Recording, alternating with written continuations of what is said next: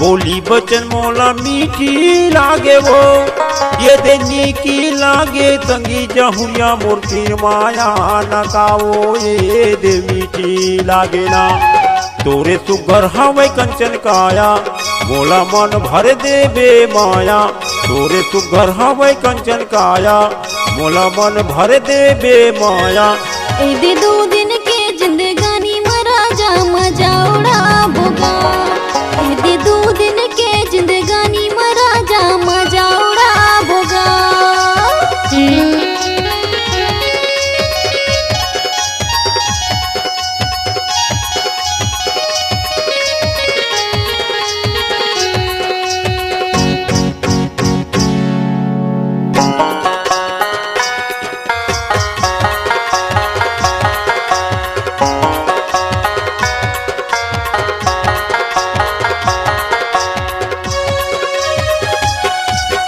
माटी के काया है कंचन मिट्टी वो, माटी के काया है कंचन मिट्टी वो।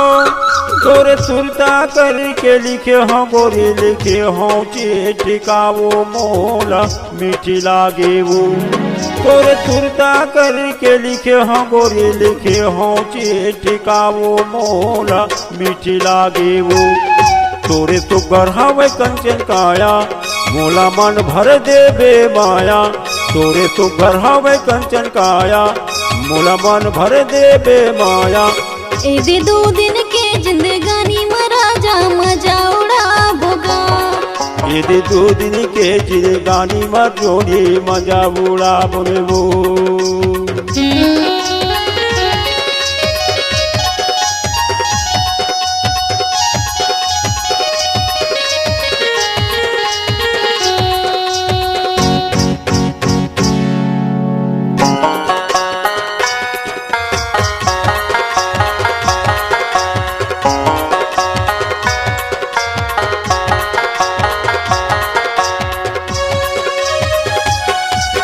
कोलाबारी में लगे है तू मनार, कोलाबारी में लगे है तू मनार।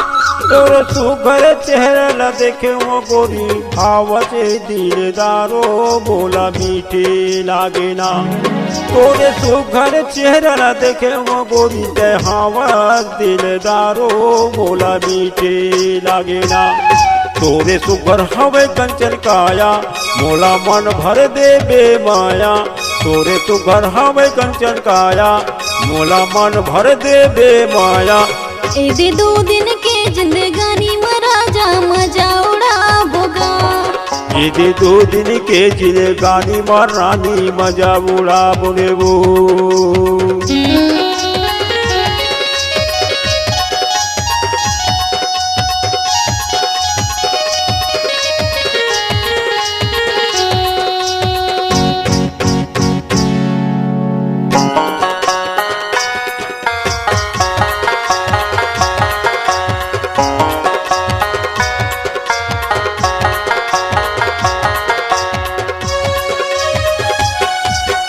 माया के बंधना में बांधे मोलावो, माया के बंधना में बांधे मोलावो।